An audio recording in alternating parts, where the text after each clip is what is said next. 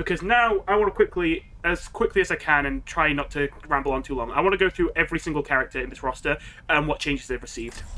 So let's start with D.Va.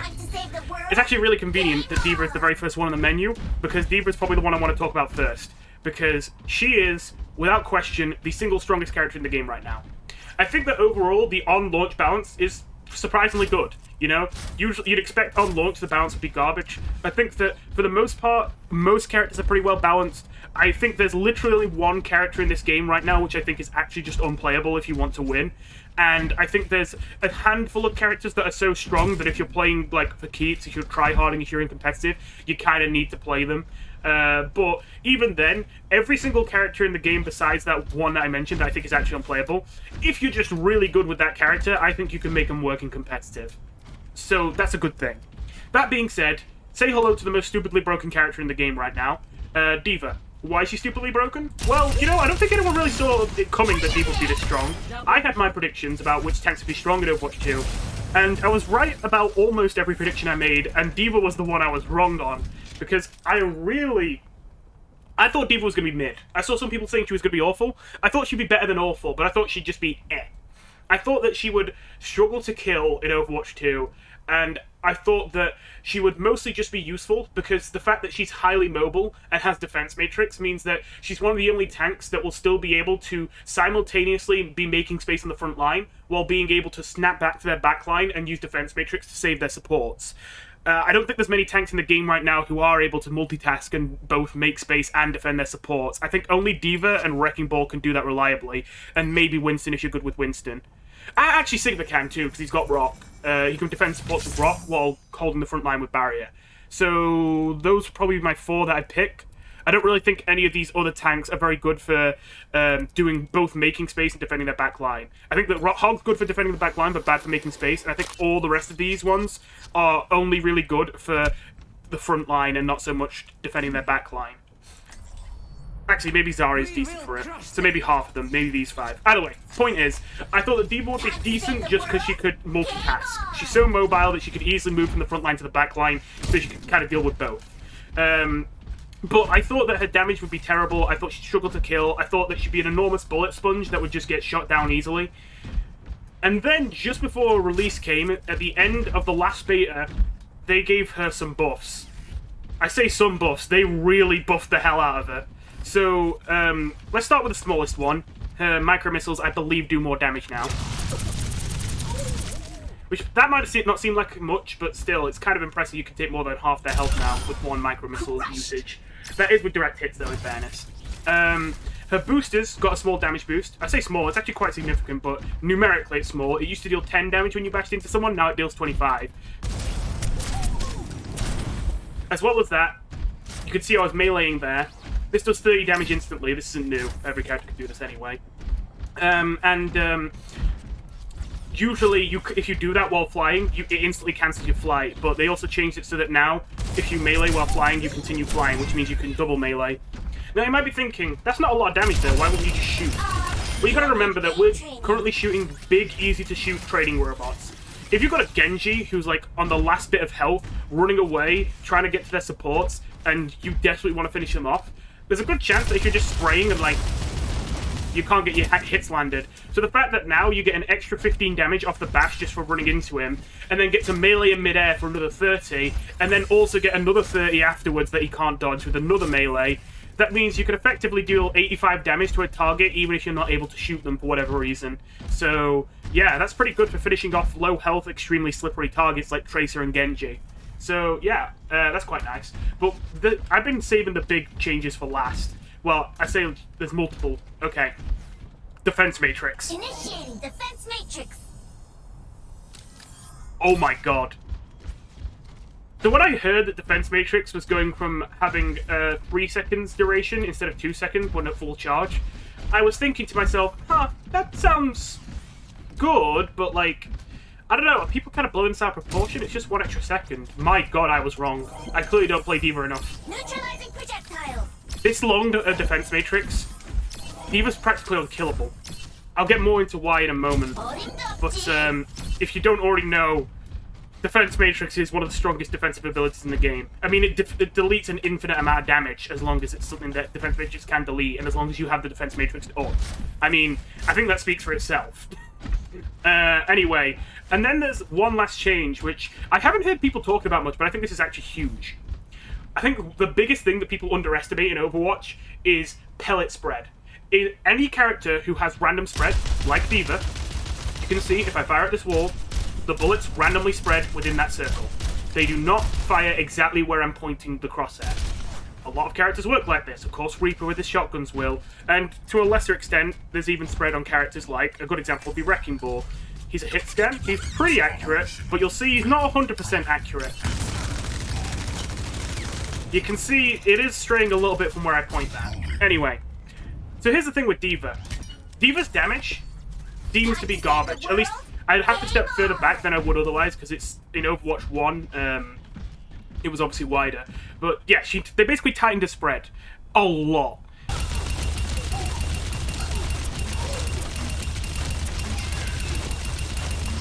Hey, I'm recording this in post just because I feel like I didn't demonstrate it as well as I could have by shooting from here, because D.Va does have damage fall off, so I want to try and eliminate damage fall off to really demonstrate just how much pellet spread affects your DPS output.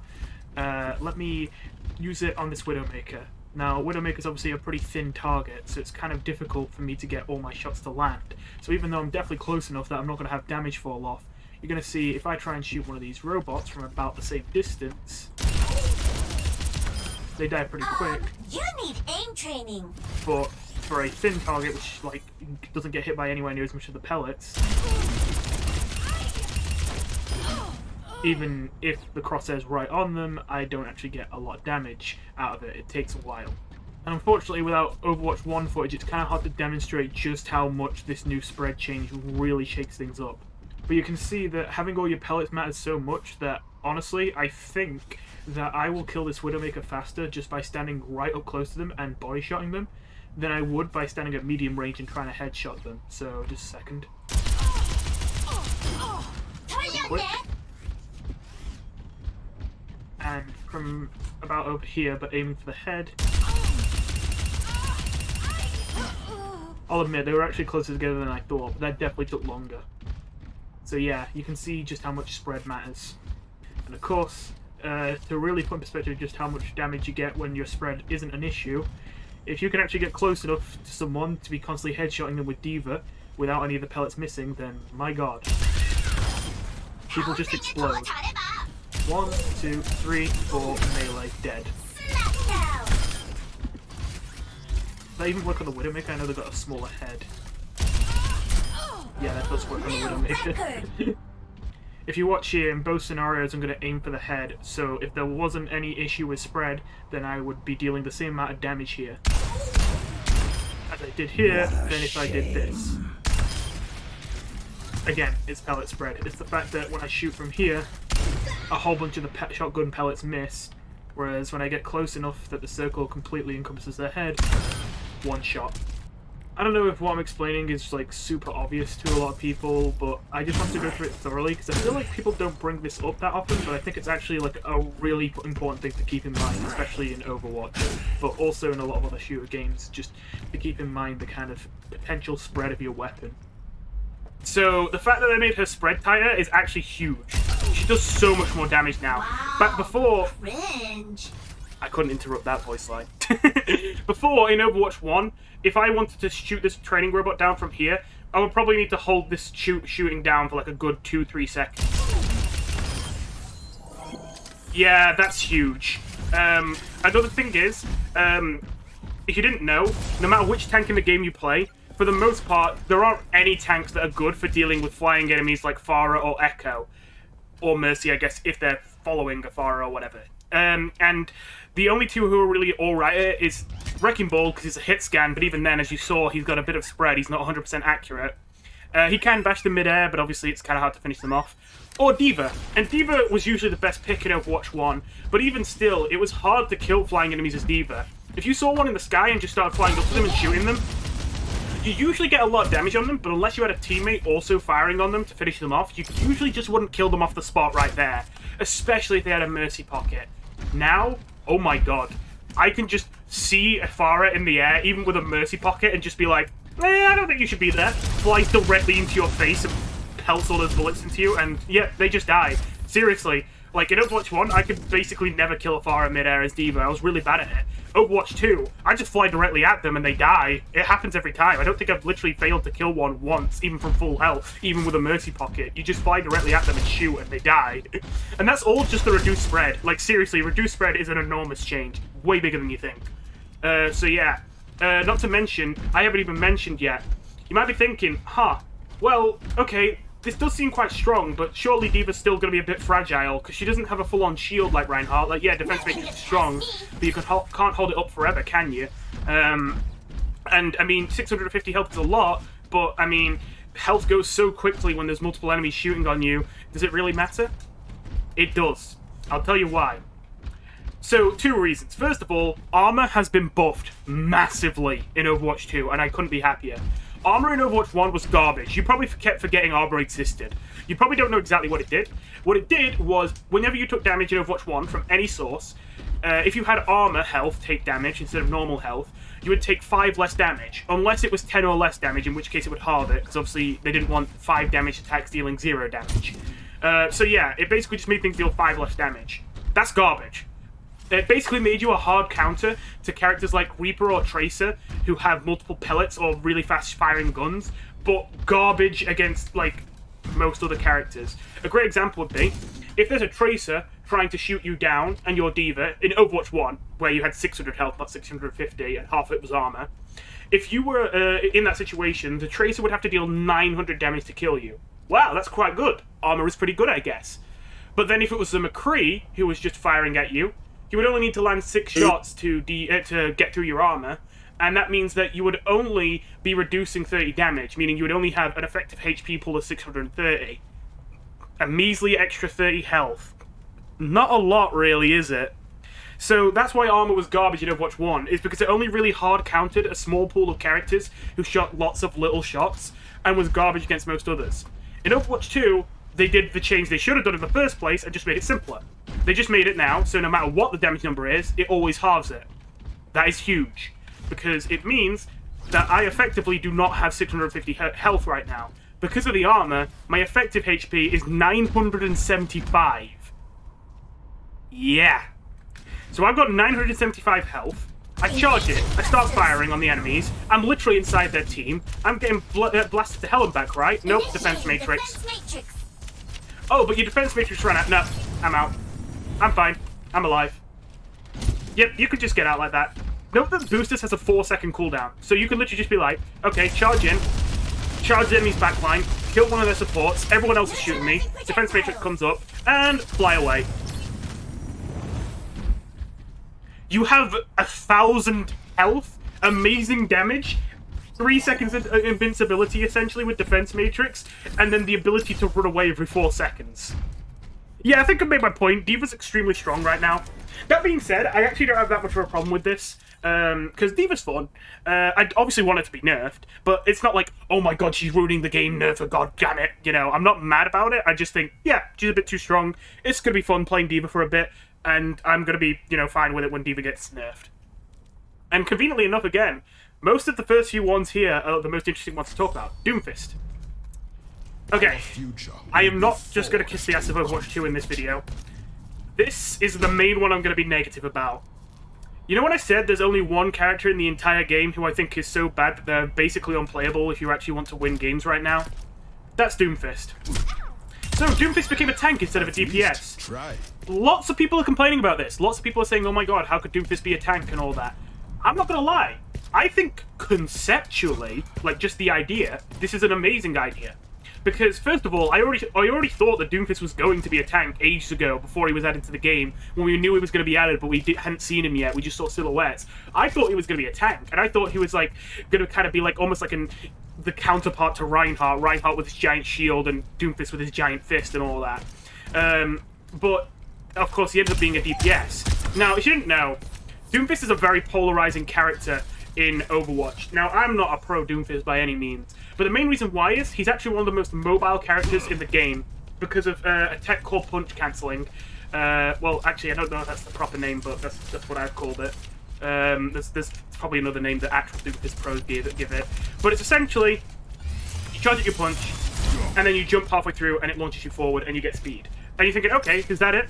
Well, you can bounce yourself off objects with this. Like that. Now, I'm not really good with this Doomfist tech, so this only launched me this high. But there are people who can launch themselves over entire buildings and entire, like, objectives of maps with Doomfist if they're really good at punch cancelling and launching themselves off of objects. Just all you have to do is look up a video on Doomfist rollouts if you want to see it. There are people who can, like, jump over the entirety of Icon World first point onto the attacker's spawn. It's ridiculous. So yeah, that's really fun and really cool, and it's, you know, it encourages high skill play. So what's the problem? The problem is that with DPS Doomfist, if I did this to someone, that would instantly kill them from full health if they were not a tank. Now, imagine you're some poor Ana player in the back line playing Iconvold or whatever, and you're healing your teammates, you're paying attention to the fight, and your teammates are a little bit preoccupied, there's a lot going on. And then suddenly you hear... And then you see a Doomfist come flying over the roof of the building next to you, land on top of you, slam you into a wall and instantly kill you, and then before your teammates can even do anything, jump right out. You feel kind of fucking cheated, don't you? You can't really do anything about that. Like, I don't know, maybe if you landed the extremely precise on a fast-moving target, split-second reaction time sleep dart if you're Ana, you could survive that. If you were Zen, no chance, you know. You don't really get any chance to fight back with DPS Doomfist if the DPS Doomfist is good. Which is this is the problem. We have this character that is extremely high skill ceiling and extremely beloved and extremely fun to play, and yet it makes the lives of all his victims miserable. It makes the game miserable for them to play. This needs to be fixed, and they need to make him someone who didn't just land on top of people and instantly kill them before they could even look at them. But we also need to make him a character who still was extremely mobile and still obviously useful. I think they failed on the whole useful part. So here's the thing with Tank Doomfist.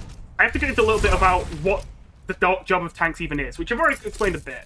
I know it sounds kind of obvious, but actually I think tank is the most misunderstood role in Overwatch. Your job as a tank isn't just to be a DPS with more health. I think most of you know that, but just to be clear. And your job as a tank, depending on if you're an off-tank or a main tank, can change, but I mean, that's not so relevant anymore. Now we only have one tank. The point is that you're making space. And making space can mean a lot of things. With Reinhardt, it's the most obvious, because it's like, oh, I'm just going to hold up my shield and walk forward, and then I'm going to start swinging, and if I need to, I'll pin directly into the enemies. It's pretty obvious how Reinhardt makes space. But when I say making space, I don't just mean, hey, I put up a shield, now everything behind me is safe, let me make more space safe by walking forward. I don't just mean that. There are other ways to make space, quote-unquote, safe for your teammates. Wrecking Ball is probably the best example of this. Because Wrecking Ball is a very misunderstood tank. A lot of people would probably think... My grappling hook just didn't come out. Cool. Okay, that was weird. Yeah, a lot of people would think that Wrecking Ball is an off-tank. Even I must admit, made the mistake of considering an off-tank before. But he's actually... Well, he could be both, but he's more of a main tank. The reason for this is because Wrecking Ball usually goes in first. And yes, he's usually in the enemy back line on his own, so you might think he's not much of a team player. Well, it depends. If you've got a bad Wrecking Ball, then I suppose not. But really what Wrecking Ball does is he disrupts the enemy team, constantly bashing them around. He struggles to deal enough damage to fully kill them alone, unless they're a good Wrecking Ball. But he doesn't struggle in dealing lots of little bursts of damage to everyone on the enemy team. So this is the thing. You don't just have to necessarily place something down into the world that makes it easier for your teammates to survive as a tank, or give your teammates a shield or something like that. Another way you can make space is by creating opportunity, which is a bit more of a kind of abstract thing. But, I mean, to put it in simpler terms, imagine you're a McCree just standing on the high ground on Dorado or something, and there's a bunch of enemies, but you're at a long enough range that you'd have to land multiple shots in a row to be able to kill any of them, even though you're lined up quite nicely. And it would be kind of risky to go starting a duel with them. Then you see Wrecking Ball come charging through all of them, halve the hells of all of them by bashing them all and power driving them, start firing on them, and it's like, oh, perfect! And you start, you know, going for shots and finishing them off. If you work together with your Wrecking Ball there, you can kill a massive portion of the enemy team in a situation where otherwise you would have had to get lucky with your headshots to initiate and actually get something out of it. So yeah, creating opportunity is the other thing that tanks do. Why am I talking about this? Because that's how Doomfist should work as a tank. Doomfist should struggle to kill one single target. It should be hard for him to just land on top of someone and be like... Okay, I was kind of shaking for exaggerating there. I'm not that bad, I swear. I'm not that bad, I swear. No, anyway. Yeah, anyway. He shouldn't be able to just land on top of someone and single-handedly just beat the shit out of them and get out. He should be able to jump into an enemy team, damage and disrupt them all, like leave them damaged, crippled, just in the perfect position for your DPS to rush in and clean them up, but struggle to kill one target on its own without skill. Now, this is why I think that he could work really well as a tank if the execution was better. Because, realistically, yeah, he's got a good kit to do that. He can, you know, use punch cancels to jump in. He's just like Wrecking Ball. He can, like, launch himself right into the enemy back line. He's got amazing mobility if you're good with his tech and all that. You can just land into the enemy's back line, start fucking shit up, and get out when you need to. And, yeah, your enemies, your DPS can come in after you and save you. So it sounds really good. But here's the problem. Doomfist is still made to be a flanker. Like a DPS flanker. He still isn't made to be a tank. Because, here's the thing. Wrecking Ball works as a tank because even if he doesn't have any straight-up shields or whatever, he has an enormous pool of health with his amazing mobility, with adaptive shields to keep himself alive. As well as the fact that, as mild as this might seem, it can be more important than you think. Pile Driver is a pseudo-stun in a way. It doesn't stop the enemy from doing things, but knocking into the air means they often miss their shots, and as well as that, it cancels any momentum they had beforehand, which means if they're running away, they'll be forced to stop in place until they hit the ground again after being pile-drivered. So you can kind of control enemy movement and cause them to miss shots and put them out of position. So you can defend yourself as Wrecking Ball, and in fact, even partially defend other teammates to a lesser extent. What does Doomfist do if things get a little bit hot for him in a fight and he isn't able to quite get out yet? He does this. Yeah, that's not a joke, that's what he does. He just puts his hand down in front of it. So this is Doomfist's new ability. You might notice that his Seismic Slam is now more like a Winston leap, which is fair, that's a good change. And that's because they removed Uppercut. They removed Uppercut to add this new ability, Power Block. Now, Power Block is a garbage ability. What Power Block does is it makes it so you take 90% less damage from the front, and if you block at least 90 damage with it, then it charges up your next punch. So there we go. My next punch is charged now. What does the charge punch do? It goes twice as far, twice as fast, and if it's fully charged, when it hits an enemy, when they hit the wall, they'll be stunned for a second. As well as that, you might notice it also hit the other training robot. So Doomfist's punch, since it's a tank now and has to deal with multiple targets, is actually able to hit multiple people. Even if it's not fully charged, you can hit multiple people, but they have to be closer for it to count if it's not charged. When it's fully charged, it's easier for it to hit lots of people at once.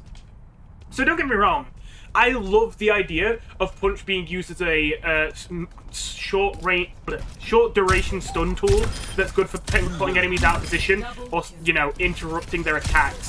I think that's a great idea. The problem is how you actually get the charge. Power Block is a garbage ability that makes no sense in any, like, way, shape, or form. Like, just...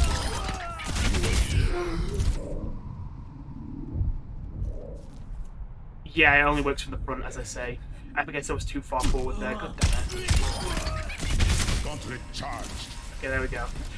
So that's one problem with Power Charge. Even when you do reduce damage, you still take damage, and as well as that, you're constantly at risk at not having it come from the side of it, and then you don't have the damage reduced, and then you actually might be killing yourself, considering you have one of the lowest health pools out of all the tanks in the game right now at 450. But then, you actually get the punch, and it is good, it's just, as I say, like, it's so hard to get in the first place, because it's a risk to use this move. I can't shoot while doing this, I move slower while doing this, I'm still vulnerable from the back, and here's the worst part that I haven't even mentioned yet. When you use Power Block, you are only reducing damage. As in, if you get set on fire, you still get set on fire by Ash's Dynamite. If you get wounds on you from the new tank Junker Queen, you still start bleeding. If you get anti-naded, you still get antied so you can't heal. If you get hit with a stun or a sleep dart, it still stuns you.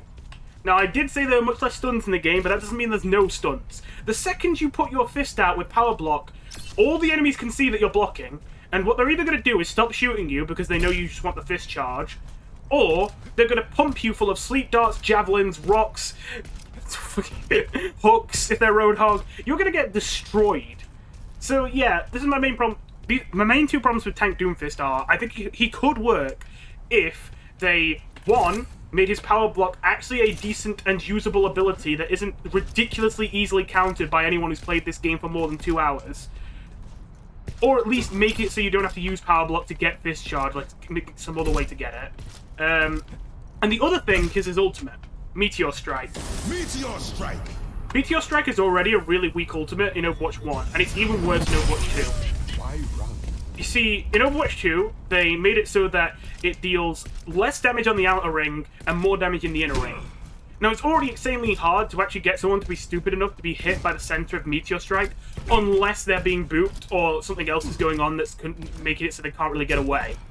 So already, that's kind of a bad change. But what's worse is the fact that his ult even is still a Meteor Strike. As I said, in Overwatch 1, it was already one of the worst ults in the game, but it still had some use, because what you would do is, you would go in with Doomfist, you would flank, you would try and get kills, you would go in alone, and then you would keep on going deeper and get to the point where you had no escape route, and then you could still get out, because you would use Meteor Strike not to kill someone, but to leap out of there without dying. And it was actually a good idea, because, you know, Doomfist was so polarizing that if you managed to get into the enemy's backline, it was kind of a coin flip whether you'd wipe out the entire team or get wiped out yourself. So having Meteor Strike was kind of a guaranteed way that you could know for sure that you could just get away with going right up to enemy spawn and fucking up anyone you wanted to, with the knowledge that you are safe and that you wouldn't just get destroyed, like, you know.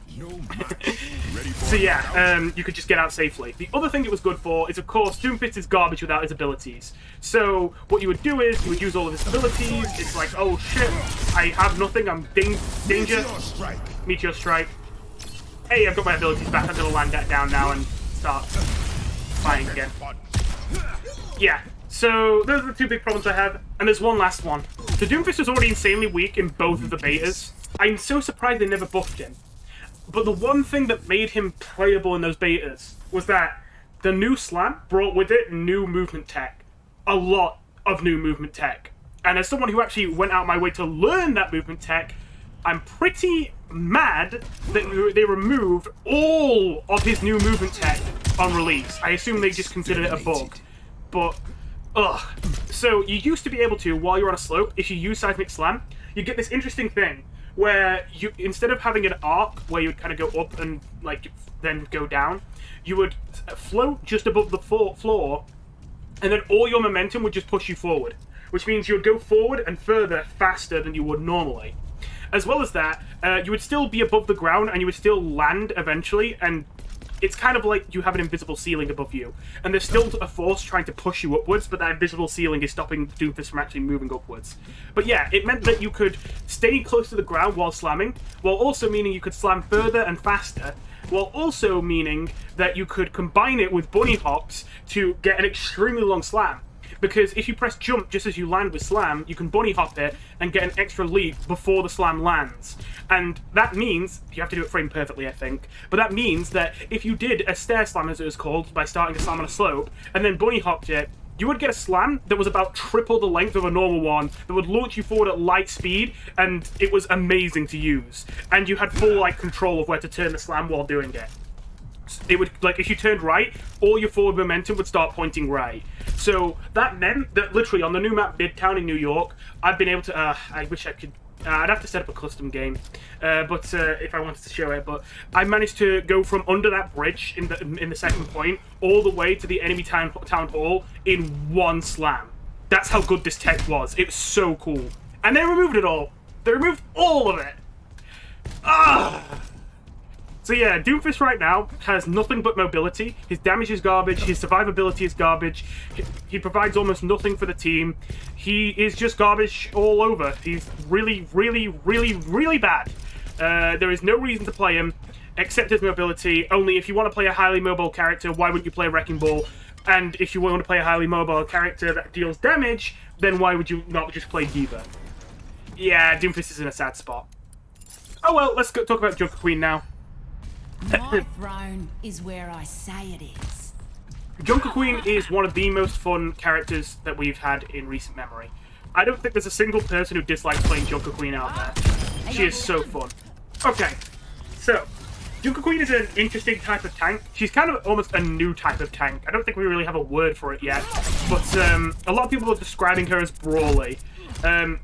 She doesn't really get in the front line so much. I mean, she does tend to be at the front a lot of the time.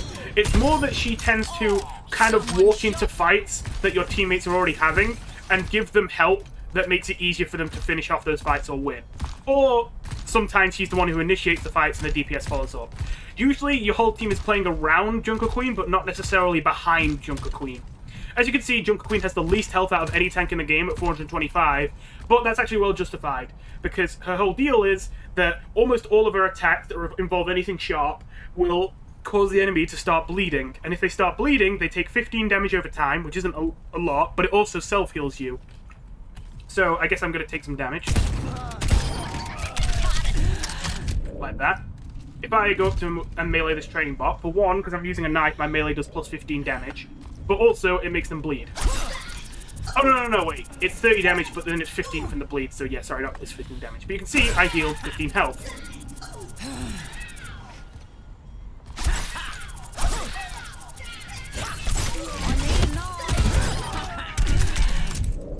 Yeah, so she can keep herself alive a lot with these bleeding effects. So as you can see, she's got a pump shotgun.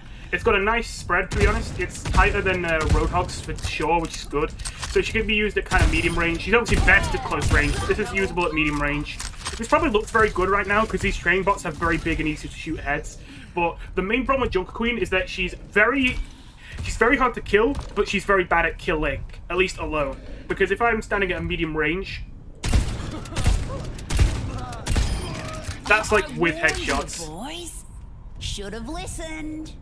So I'd have to get a lot closer to actually do good damage. And if I do, I can just delete them. But like, you know, if I'm actually playing at a normal range that I'm likely to be playing at a normal match, you can see how this is hard to finish them off. So yeah, let's heal up just the mite. There we go. So yeah, her abilities. Well, you already saw one of them. She's got a throwing knife, which is really cool. It's affected by gravity and it's very hard to land. But if you manage to land it, it's kind of like a mini Roadhog hook in that you can now... Oh, I forgot it does it automatically if you wait too long. I didn't press the button then. Yeah. Land it, and then... combo them like that. It's not as strong as the up combo, but I don't think it should be. That would be overpowered. So yeah. Very fun ability. Very hard to use, though. It's got one other thing about it. Not only can you drag enemies back with it, but you can even get them on the way back. Now this does 0 damage on impact, but it does cause them all to bleed, which means you get 15 healing and 15 damage to them for every single person that you catch on the way back with a knife. Which is really good for just staying alive. Anyway, it also, as you noticed, it does go to wherever you are, so if I recalled it from here, it wouldn't hit them. So yeah, we've got the Herax Carnage, who... I'm not gonna lie, that's probably one of her weakest abilities, because it does do a lot of damage, but you have to be right in front of someone. You have to not get away when they see the axe come out, and you get that much. It could be better. I hope they buff the damage of axe. And we got Commanding Shout, which gives Junker Queen a 200 overhealth boost instantly and provides her a speed boost, similar to Lucio's. It also provides that same speed boost to people around her, and it provides them an extra 50 health. It used to be 100, but it got nerfed because Junker Queen was by far the strongest tank in the game at the highest levels of play in Overwatch League when she was added in the betas. Now, is she actually good right now? This is the downside. Because Junker Queen was so ridiculously dominant in Overwatch League at the highest levels of play with the most experienced players, she was nerfed into the ground in Overwatch 2's release, which I was kind of sad about, considering this seems to be a fan favorite character that literally everyone loves playing. That being said, she still does something that, like, her playstyle as a tank is still different than any other tank in the game, and she still has utilities that are just completely irreplaceable. So I wouldn't say that she's unplayable like Doomfist. More that I would only play Junker Queen if you're a Junker Queen specialist or you're not playing to win. You would have to be good with Junker Queen to make her work right now. Like, good with Junker Queen, I would think. But you can make her work. She's very good with teams that are very good at working together and simply playing like an angry swarm of bees on top of each other who don't separate much and just press W on the enemy team and like fight together. If you've got that kind of team, she's really powerful, which is obviously why she was good in Overwatch League. All 5 of like the players would just stack on top of the Junker Queen, she would speed boost them in and they'd just run over the enemies. But she got nerfed really hard. I don't mind that she got nerfed because she was way too good in high-level play, but I feel like if they were going to nerf her commanding shout, which is the main thing that got nerfed, although other things also got nerfed, they should have buffed her axe. Because Junker Queen, even before the nerfs, wasn't that strong at low levels of play. If you are like a just average player, she probably felt either balanced or maybe even a bit underwhelming. So the fact that she didn't feel that great unless you were playing with really like coordinated teams, and now she's getting nerfs on top of that, I kind of wish that they gave just at least a little bit of something to one of her more simple abilities, and as I said, I think this axe is garbage. So I wish that they buffed her axe to compensate for the nerf to her commanding shout, because her commanding shout is what made her OP in Overwatch League. Like, buffing her axe would not make her good in Overwatch League, because in Overwatch League, if someone pulls out an axe on you, you're probably skilled enough into the game to be able to come up with something to be able to dodge it. Because again, it's a slow, telegraphed attack that only works at close range. So yeah, I think it should do a little bit more. I completely forgot to show Junker Queen's ult, so I'll show it off. It's called Rampage. Time for the It makes you charge through a whole horde of enemies, anyone you go past. It doesn't do any damage instantly, but it provides anti-heal to them, and it makes them take 100 bleed damage over time, which gives you an enormous amount of self-heal, while dealing a lot of damage to a lot of enemies. And since they're all anti'd, it's like the perfect time for your teammates to go in. Overall, it is a really powerful ultimate overall. But the problem is that it's very slow charging to compensate. Definitely one of the stronger tank ults in the game though. Amazing kind of team fight initiation tool. Orisa. Oh, I just realized, I knew I'd forget this. So, every single role in the game also has a brand new passive. You might have seen it earlier, briefly. So, tanks get reduced knockback, and they give less ultimate charge by 30% whenever they get shot at by enemies. So this might sound strange, but that's actually really good. If you didn't know, in Overwatch 1, another reason why tanks were often bullied is because they're the biggest and easiest targets to shoot, and they still gave the same amount of ult charge as any other character in the game. So if you want to get charge at your ult, why the hell would you like put all your effort in trying to shoot like a Genji who's double jumping around, climbing on walls and deflecting, when you could instead just look at the giant Winston over there, who's an enormous, fat, easy-to-hit target that you can just pelt bullets into to get ultimate charge. It kind of rewarded you for bullying tanks when they were already the, like, you know, most bullied role in the game in Overwatch 1. And, you know, it was the, like, less skillful option. So, it's good that they implemented that. Fun fact, in Overwatch 1, Roadhog already had that. The game never said they did it, but they did actually add the ultimate reduction thing onto Roadhog back in Overwatch 1, because it was so bad with Roadhog that it would give the enemy so much ultimate charge. But yeah. You also might have noticed when I switched to Orisa, I kept 30% of my ultimate charge. If I switch again, it should happen again.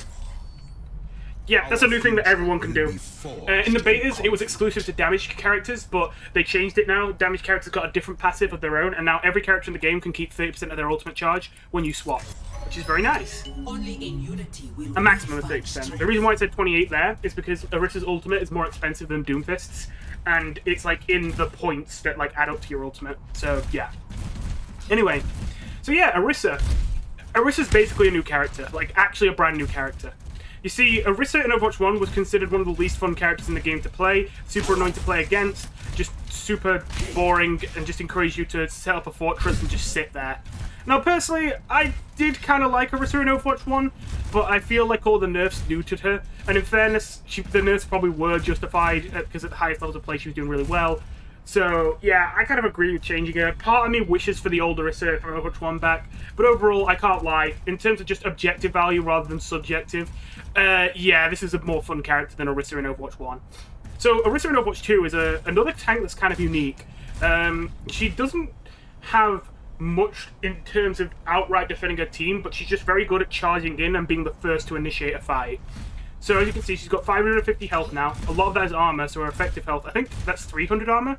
So her effective health is actually 850, which is a lot. She still has Fortify. That's the only thing that didn't change, which makes her take 40% less damage. It also means now she can't be headshot, she gets 125 over health, and it does something to her weapon. So her weapon is similar to how it was in Overwatch 1, but now instead of having 150 bullets and a slow reload, it now has infinite ammo and an overheat meter. And obviously, if I keep firing for too long, that happens and I can't shoot. So what Fortify does now is it also causes the heat to build up more slowly.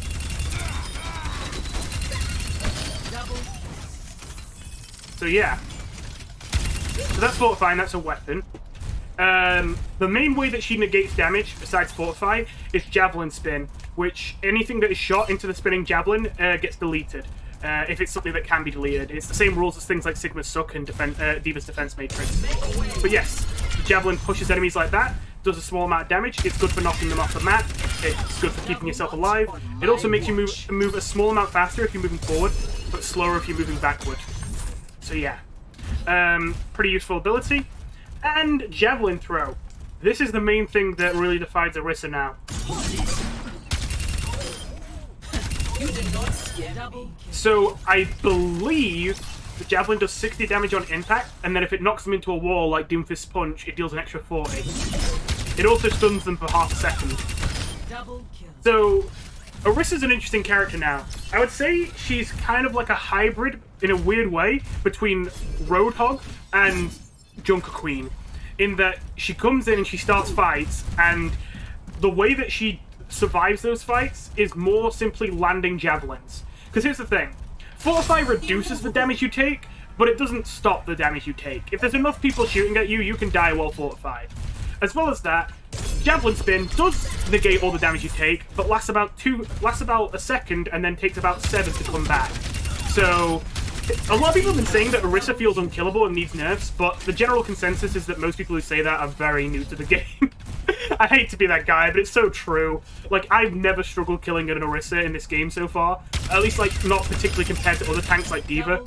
And I think it comes down to, if you're Orisa and you just use Fortify, and then, like, it runs out, and you just use your, like, Javelin Spin, and you're just using them, like, on cooldown. You're just scared and you're just using them as you get them. You now have 7 whole seconds of vulnerability. The only way that you don't get fucked up on Orisa is landing those javelins. But if you land those javelins, you get just stampede through the enemy team. If you land those javelins, it's like, well, there's one guy dead. And it's like, okay, right, survive to the next javelin. Alright, there's another guy dead. Yeah, survive to the next javelin. And then by the time you get the next one, there's another guy dead. You get the point. If you land all of your javelins, you get to run over teams with Orisa. But you really got to land those javelins, and considering they're a slow-traveling projectile with a small hitbox, they are quite hard to land, and you have to capitalize on it when you do land it as well. If you just throw a javelin at someone and don't hit them while they're stunned, then you're missing out on a lot of value. But yeah. Oh yeah, I nearly didn't talk about her ult. She's got a new ult now. Not gonna lie, unpopular opinion, I know. I preferred Supercharger. I do not like this ult. Oh, that wasn't close to grab him. So, this ult is quite possibly the single most easily counterable ult in the entire game.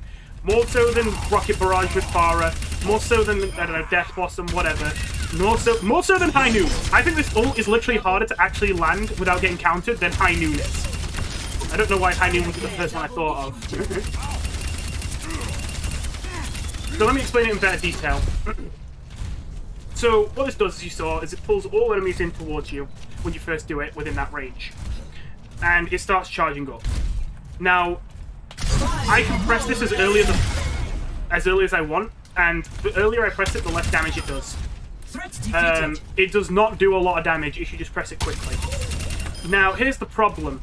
As you can imagine, they intentionally made it so that for you to wait long enough to be able to deal even just 200 damage, which is enough to kill most people in the game, you know, squishies.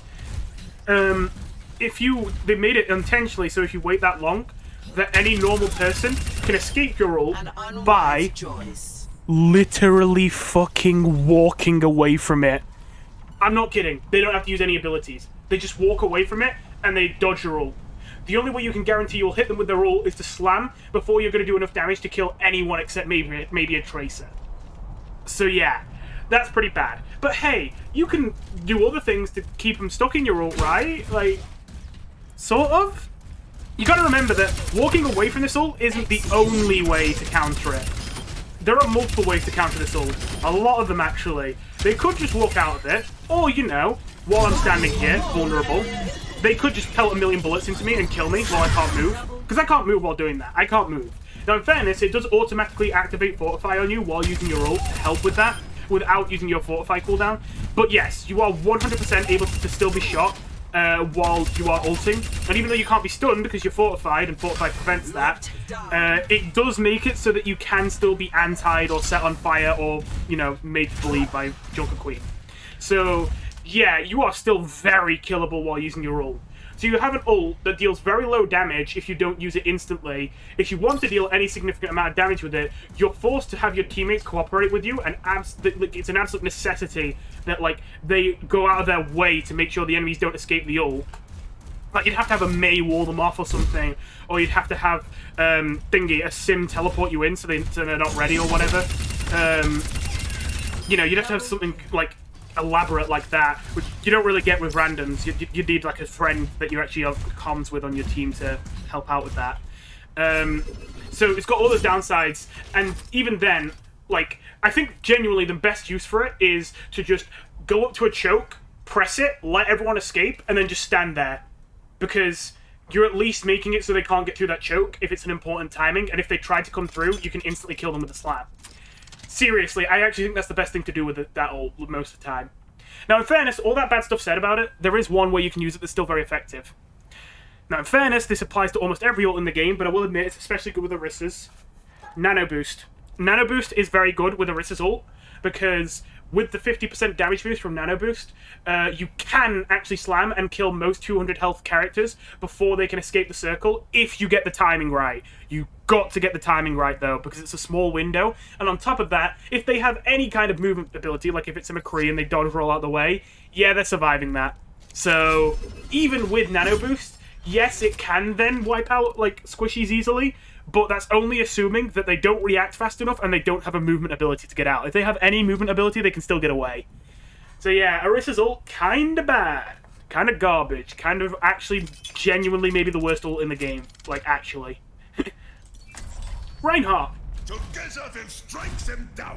Reinhardt, my goodness. I love what they've done with Reinhardt. They haven't done much, but what they've done is so important.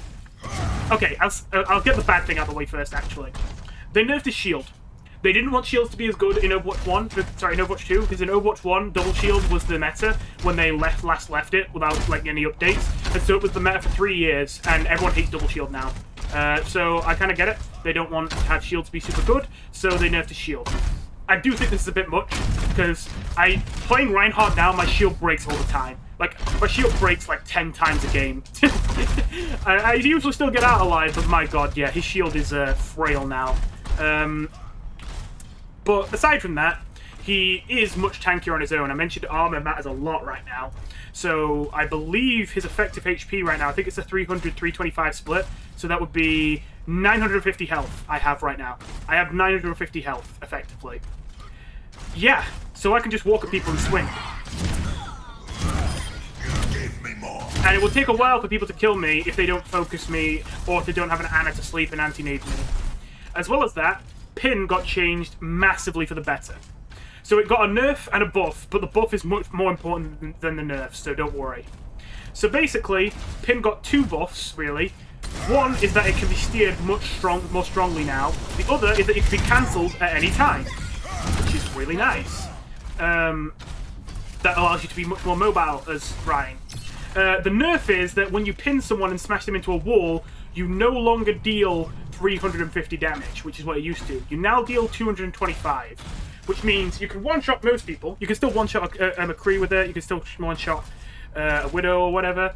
You cannot one-shot someone like Mei, which is really... My god, Mei really... If she didn't counter Ryan already before, she really does now. Because... You should sit this fight out. Oh my god. Because what happens is, you pin them, you can put them into the wall, and then they instantly ice block and become invincible and heal themselves. So, yeah, that's annoying. The other change you got that was really nice was Fire Strike. It now deals 10 less damage, but he has 2 of them. Which feels really nice. Now, the reason why it deals 10 less is not to nerf him necessarily, but just because otherwise double Fire Strike could kill most characters from full health, which would kind of be garbage if you could just, as Reinhardt, turn a corner and just be like, Fire Strike, dead, you know. That's probably not something that Reinhardt of all characters should be able to do. So yeah, oh yeah, actually before I switch off of him, yeah, his playstyle's kind of different now. You still do shield a bit for your team, but you definitely go in a lot more with Reinhardt now. Like, you don't duel the enemy tanks now. You often harass the enemy back line because you can afford to go in with pin, and then once you're in, you've got so much health that if the rest of the team doesn't go back to help your teammate that they're being chased by a Rein, they are probably going to die to the Rein, literally just walking at them and hammering.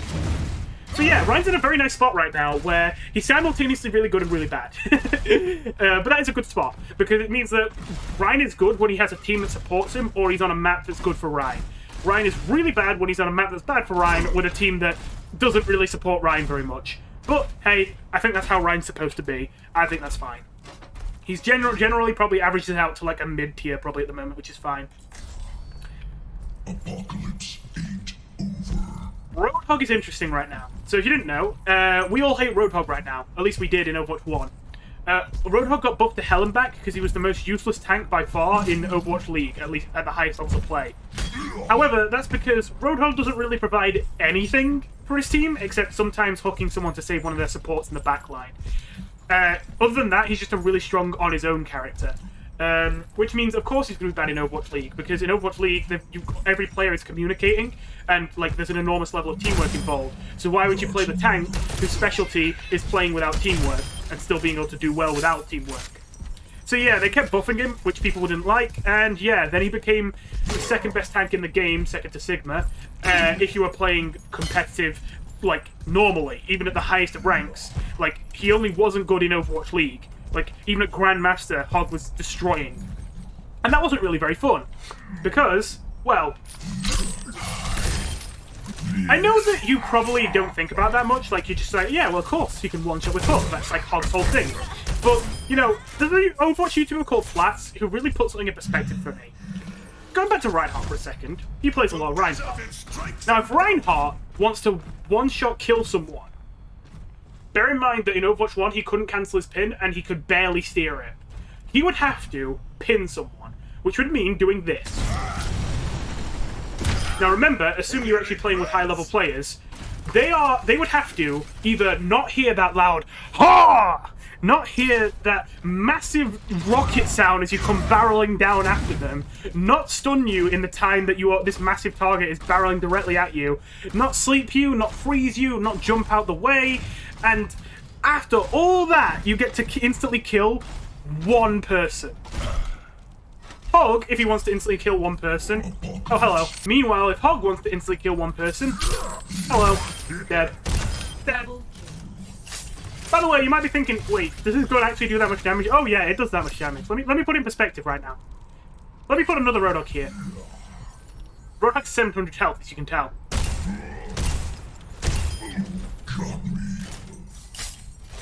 Do you think that's okay?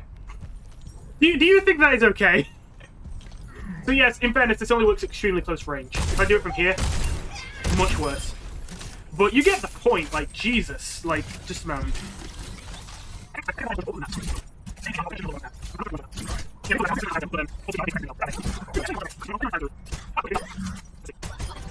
So I must admit, I don't know the exact numbers on this, but the reason why it's so hard to get the exact numbers on Roadhog's gun is because it's a pellet gun, as I mentioned.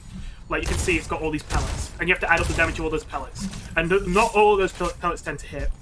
I believe that one blast from this gun to the body does 150 damage. Oh, wait, that's more than 150. Wait, hang on a minute. Straight to the body. That looks like 175 damage, and I think none of the pellets missed there.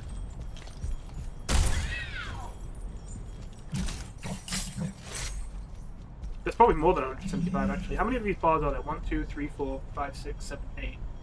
So that's an eighth of their health. Ooh, nobody gives a shit! 1, 2, 3, 4. Nah, it must be a little bit less. I don't know, hard to tell. This is what I mean, it's kind of annoying trying to get exact damage numbers. Point is, that's to the body. To the head, it's double. I think a headshot with Roadhog does somewhere between 300 and 400 damage, if they're up close enough. The problem is, of course, getting it. But, yeah.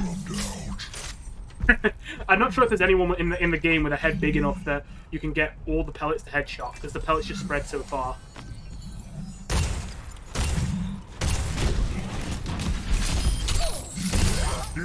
Well, anyway. Yeah, so people don't like Roadhog because, yeah, he could one-shot like that way easier than any other tank in the game can. He has 700 health. He had 600 in Overwatch 1, but that's still a lot. If someone actually started trying to fight him, he just does that, which heals half of his health and provides him and halves all damage taken to him while using it. So his effective HP, even in Overwatch 1, was more like 1,000, 300 from the self-heal, and assuming like around 100 for the half damage while self-healing. And you know, shoot, it's even more. Now it's more like 1,200 or something, about an estimate, like assuming an average situation. And yeah, considering he can just one-shot people and he has one of the highest damaging weapons in the game, even if it's only at close range, yeah, that's kind of stupid. So you can see why no one really liked Roadhog. You can't really work with him much. He's not much of a team player, and yet he's busted. And he's not very high skill ceiling, so you can see how that can be very, very annoying. People weren't sure what to think of him in Overwatch 2, though, because he would have all the same strengths, but he would be alone, and he's not a main tank. So people thought he was going to be garbage. But then when the release came, people started saying he was broken. But then shortly afterwards, people started saying he was garbage again. Now, what's my opinion? I think Roadhog is probably low-mid at the higher levels of play, but still broken at lower levels of play. Like, if you're not playing, like, at high ranks, like I'm not playing at high ranks, necessarily, then, like, he's still busted. The main thing is that you can make space with Hog, you just have to land your hooks. And that sounds really obvious, but, like, I mean it. If you miss a hook as Hog, you get fucking punished for it. You will cry every hook you miss in Overwatch 2. For every hook you land, you're taking tons of space. So yeah, that's the thing with Roadhog, I'd say right now. He's very feast or famine. So I think good Roadhogs will still do fine with him. If you just do not miss your hooks, then you're still going to do fine with him. But if you're just, like, playing Roadhog because he's stupid OP and easy to play, then you might struggle once you get to a decent rank. So yeah. Anyway, his ult also got a really nice change. It changed from a transformation ultimate, sorry, a channeled ultimate to a transformation ultimate, which you might think, what the hell does that mean? Because I sure did. It means now that, first of all, if I get stunned while using my whole hog, it doesn't cancel it. I can still use it. Second of all, it's like Dragon Blade, basically. You know, Genji's Dragon Blade. It's kind of like that. Second of all, it's not firing. I have to click to fire it now. Which you might be thinking, okay, that's, like, cool, I guess, but why does it matter? It actually matters a lot. Because you didn't know, Roadhog's whole hog is... Well, in Overwatch 1, I considered it a pretty garbage ultimate. And the reason for that was because, essentially, you didn't really get much damage off of it unless you could push someone up against the wall. Because its damage was amazing, only at insanely close range. But it was garbage at even the slightest bit of medium range. And the thing it did was it knocked people miles away, so you couldn't do enormous damage. So I just didn't get it. I thought it was like a really bad ultimate. Now, there were certainly scenarios where it was good, but it felt super situational. I didn't like it. Now, you can fire it controlled, so even if they were going to get away from you from the knockback, you can kind of do like... And you can see clicking it just once is enough damage to like insta-kill them if it's a headshot. So yeah, it's actually good to do that. The other reason is because you can now use your abilities while using whole hog, which is really nice. So what you can do now is... Right, I'll do it this way, just so they don't go off the edge. You can do this.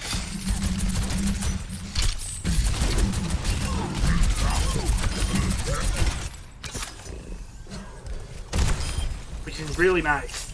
You can see how the hook is useful middle.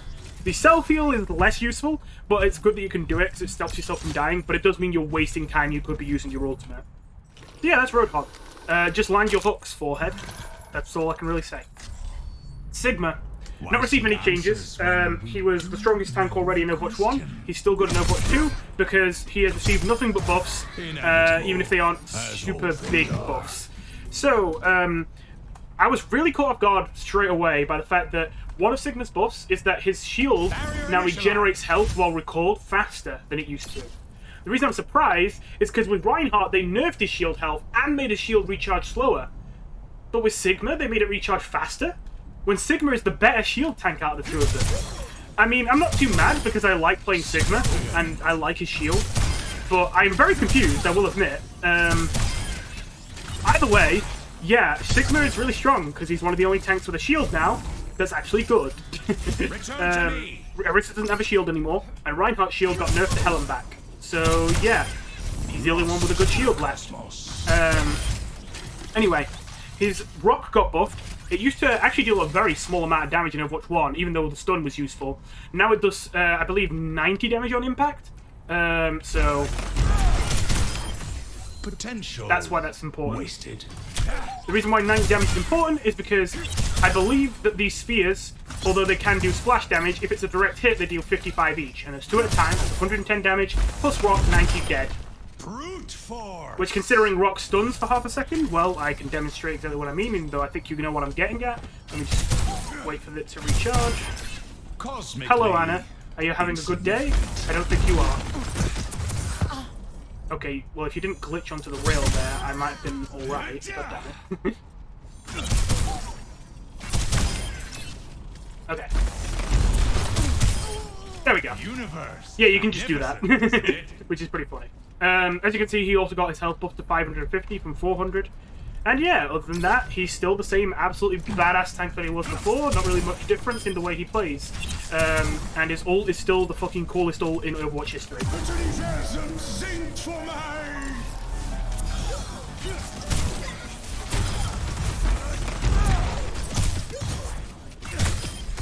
The universe does not weep when the sun sets. Da, da, da. Ah, so like a spherical cow. Anyway. Now. Monkey. Hey. Winston. So, Winston's pretty good in Overwatch 2. You might be surprised by that, because he only got a 50 health buff. His barrier got buffed / nerfed. It's got less health, but it lasts longer now. Which I think is overall a buff. Hard to say, though. Depends. And the only other thing he got was his ult fire. Now, people were excited for this, but I think a lot of people misinterpreted what this was supposed to be. So, before, in Overwatch 1, all he could do was this. To attack people. Which is kind of a problem when it's so short range. But that's the whole point of Winston, is that he's close range. But how do you deal with people who are far away, and who are harassing you, and you can't get away from? Well, in Overwatch 1, the answer was cry. In Overwatch 2, you have something. You have this. It does have a range limit, unfortunately. Okay, it's not that far. It's quite far. You can shoot it quite far. Can I even actually show off the range limit? There we go.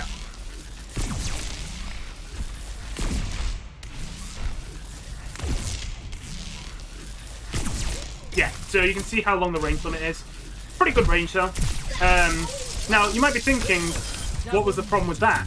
Well, people were saying that it's sad how little damage this does. I think those people misinterpret what this is supposed to be. This is not supposed to be Winston's new main attack. It's not like you're expected to go up to people as Winston and be like, haha, I'm gonna duel you. I'm gonna... Hey there, Widow, I'm just gonna... You know, it's not gonna happen. That is not gonna happen. What's gonna happen is that you're gonna use this more as a, I don't have any other option, someone's finding me at long range, let me just get some pokes in while I'm under the safety of my bubble, and then once my bubble breaks, let me jump out. That's more what it is, just to get some ult charge and just to harass the enemy team. Or finish off low health targets. It's not really a main attack. This is still supposed to be your main attack, which only makes sense. Anna agrees, you can see. Anyway, so yeah. The other thing is, this attack is also more powerful than you might expect, because of a combo. Now, forgive me, I am not very experienced with this combo, so I might screw it up, but I'm going to try and get this right.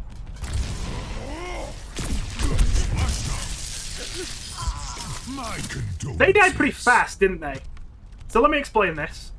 Obviously, you want the people that you land on top of with your jump, your leap, to be as damaged as possible before you even start using your Tesla cannon. So what you should do is you should leap into the air, mid-air charge up a range shot, land a shot, punch, land, and then, oh. You get the idea. So basically, you charge this up, land a shot, that's 50 damage. So Anna's already taken 50 damage before we've even... We'll get to why she just self-healed, I forgot about that. God damn it. Soldier. So he's taken 50 damage, he's got 150 health left. Jump on him? I believe that's 45 damage. Oh no. Oh no, sorry, that's not 45. Wait, no, it's 25. I think it's 25 for the census. I gotta make sure I get this right. Everyone makes mistakes.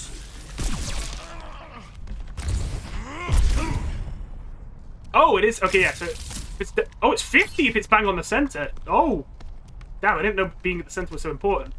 Now, what you probably didn't catch, in fairness, is I did one other thing. Just before I landed, I punched. The reason why is the punch comes out instantly, but then you have to wait until after the punch is done to shoot again. However, if I go mid-air, punch before I land, you can see it instantly cancels my punch. So I can get a punch in without having to wait after I've done the punch, which means another 30 damage. This soldier, who I have not even started shooting yet, now already has 70 health left. And he's dead. The data states I'm in the zone. So you can see why this right click only does 50 damage. It seems really bad at first, but when you actually, you know, come up with the more, like, use it for what it's intended to be used for these combos and for poking, you can see how when they don't fall off the map, this is actually a massive amount of damage you can do just for, like, dropping on top of people as Winston. Not to mention, Winston's in a really good state already as is, because there's only one tank now. And what is Winston good against? Low health targets. So now 80% of both teams is low health targets. Winston's pretty good. Anyway, Wrecking Ball. My favourite character in the game. I love this hamster. He's similar in Overwatch 2, but a lot of contextual changes matter right now. So he got 100 extra health. He got some new UI stuff that's really nice for knowing how much you're going to get off projector shields and whether you're high enough up so that you can use Power Driver with that new down arrow that comes up when you're high enough above the ground. Like that. Very nice visuals. But other than that, the only thing he's really gotten is his rolling into someone knocks them back further now than it used to, which is nice. He has 100 health, as I mentioned, and his adaptive shield's got a significant buff, actually. In Overwatch 1, I consider adaptive shields a pretty... Well, I say a pretty useless ability. I found ways to make it useful, but it felt very weak. Like, I feel like Wrecking Ball could have adaptive shields removed, and, like, I would barely notice it. Here, though, adaptive shield is really nice in Overwatch 2.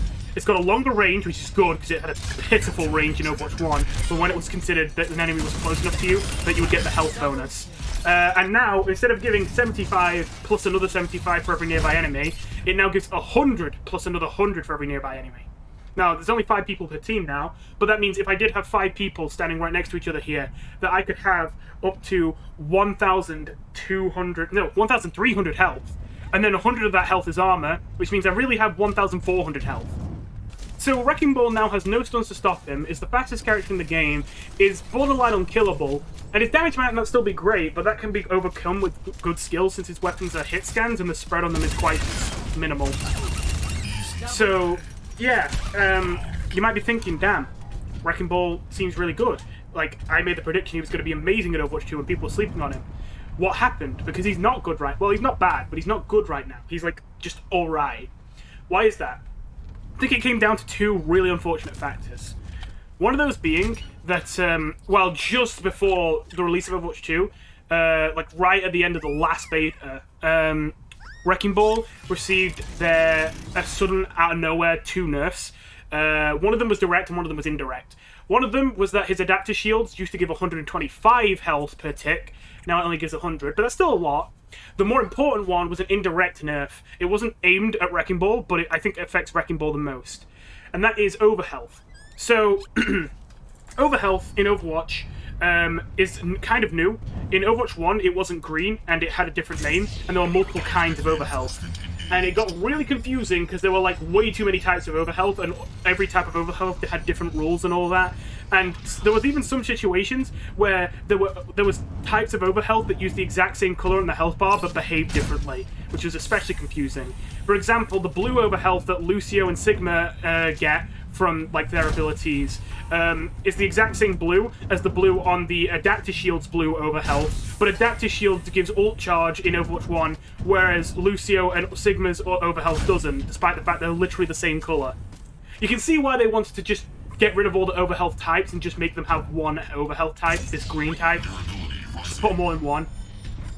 But that means that what they made it at first was that this new overhealth would give 0% ult charge if you shot it, which was really good. That's part of the reason why I thought Wrecking Ball would be amazing, is because you could run in, disrupt the enemy team, they would not be able to kill him, you could just fight them as long as you wanted to, and then as soon as he starts losing his overhealth, just get out. And here's the thing, I got ult charge from that. Did they? They didn't. They didn't break through my overhealth, and my overhealth gives 0 ult charge. However, they indirectly nerfed this just before release by making it so that overhealth gives 50% ult charge. So you're still getting an ult charge advantage, but you're not getting as much. Anyway, that's not the main thing that held him back, though. The main thing that held him back is just the meta right now. It's literally like a worst-case scenario, unfortunately, for Ball. The problem is, 2 things are good right now, which makes Ball bad. D.Va is good, and Sombra is good. Sombra hard shuts down Ball and makes him basically unplayable. So Sombra being broken right now really makes Ball miserable to play. But on top of that, even if you want to play Ball despite all the Sombras running around, why would you play Ball when D.Va's broken as hell right now? Because what does Ball do? He's an extremely highly mobile tank who is extremely difficult to kill and is good at diving the enemy's backline while still being fast enough to be able to race back to his own backline and save his own supports. What is D.Va good at? She's a highly mobile dive tank who's really hard to kill, goes for the enemy's backlines, but is still able to race back to the old backlines to save your own teammates. They do the exact same thing. Only difference is D.Va's a little bit slower, still pretty fast though, but D.Va deals way more damage and has defense matrix, which means she's way better at defending other people and herself. So yeah, unfortunately, there's no reason to play Ball right now since Sombra makes you miserable and D.Va does your job but better. Now, of course, D.Va is currently overpowered. I don't think anyone would argue that. And the moment that D.Va becomes balanced, I think that Wrecking Ball has another shot at actually being one of the best tanks in the game. But for now, unfortunately, it's not the time.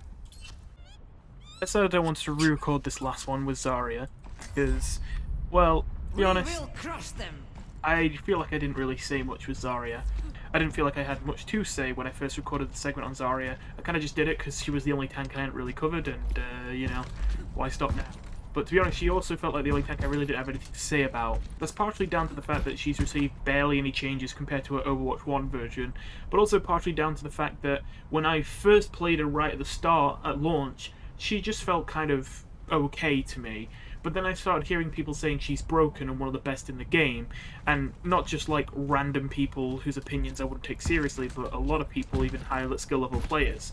So I wasn't sure what to think because I wasn't really seeing that, and I didn't really play it much because why would I be playing Zarya when everyone else has so much new stuff? Even if I wanted to play a tank who was mostly the same, I'd be probably playing Wrecking Ball because, you know, he's so fun. I mean, I play every tank, but Zarya is definitely my least played tank already anyway. She just isn't that fun in my opinion compared to the other tanks. There's not much to playing her. Not saying that she doesn't take skill, but there's just not a lot going on when you play Zarya.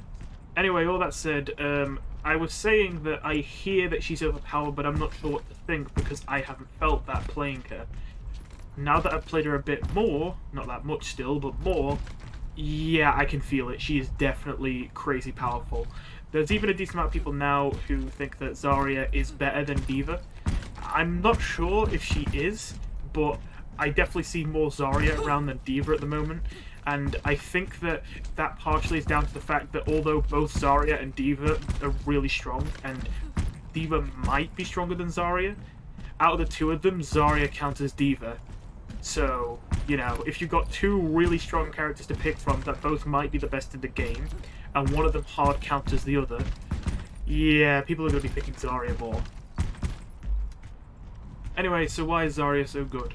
Well, the only change she got is that she got an extra 75 health, and she can now choose to use her bubbles however she wants. Before, she had to give one to a teammate and one to herself.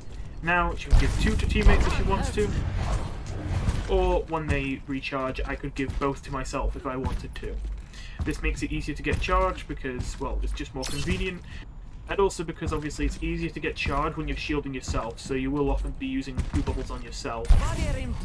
It is selfish, but I mean, it is kind of the right play if it gets you AE charge right out the gate, which is the main complaint here, that it's very common for Zarya to just walk right into the center of a battlefield, bubble once, bubble twice, and they got AE charge already, and now they can just, you know, mow everyone down. Good try. Now, as well as that, let's get into some changes that she has received, but I don't think that have actually been mentioned. One that I know about is that due to Overwatch 2, I believe, having a different physics engine, this isn't listed as a change anywhere, but just generally any character who's able to launch themselves with their own shots is apparently able to launch themselves further than they used to be able to in Overwatch 1, and that applies to Zarya as well. So I'm not sure if I'm very good at these sort of rocket jumps, I guess, because I don't really play characters that need to rocket jump much. I only occasionally try out on Soldier, but I'm told that if you are really good with this, there are a bunch of spots that used to be impossible to reach you can now get up to as Zarya. I believe you can get on top of the jail in Hollywood from the ground just by doing that, and I've seen that apparently if you stand on top of the payload and it stops somewhere around the curve, on the final point of King's Row, you can actually get onto the high ground, like at the end, just by standing on the payload and launching yourself from the payload. But as well as that, okay, I don't know if I'm insane. I'm pretty sure they never said that they buffed Zarya's damage, but like, I swear she's literally just received a flat damage buff. Don't get me wrong, that is not fast by any means, but I swear I remember Zarya with 0 charge being like incapable of killing anything. That didn't feel that bad. Don't get me wrong, it didn't kill that fast, but I thought it would take longer to kill someone than that with 0 charge. As well as that, I swear her right click does more damage with 0 charge as well.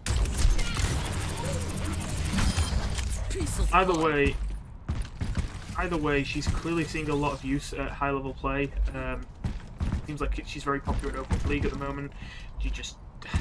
What can I say? There's not really much to say about why she's so strong. You just kind of walk in, get 80 charge, and deal so much damage that everyone dies.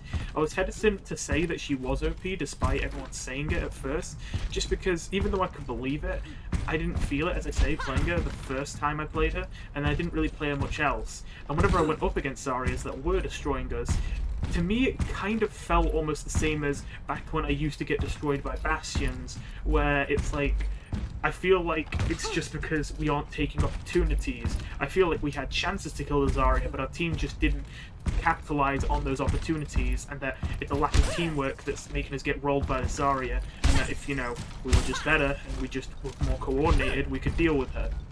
But yeah, apparently that isn't the case, because even at higher skill ceilings and higher levels of play, Zarya is still an absolute menace that just seems to roll through any team. Right now, she really does kind of just feel like an Overwatch 1 Bastion who can walk. Generally, the off-tanks have actually fared better than the main tanks in Overwatch 2, and of course Zarya is an off-tank. This is because, of course, the off-tanks got buffed to allow them to make space, while still obviously being designed to be off-tanks to protect their backline, whereas a lot of the main tanks just kind of got buffs, but not really any way to protect their backline. So a lot of off-tanks now kind of do both jobs, while a lot of main tanks still only do their one job. That being said, nerfs are coming for Zarya, and as well as that, I do think that one of the reasons I slept on Zarya is because I thought she wouldn't be able to make space. Well, she wouldn't be incapable of it, but she'd struggle just about as much as Roadhog would, because, well, yeah, you have 2 bubbles now, but I was thinking, alright, say I'm a Zarya and I'm coming in with 2 bubbles, and I'm just going to walk into a choke and be the main tank. I'm just going to walk right in, because I don't have another tank to help me. First bubble, just shots. Second bubble. And then nothing.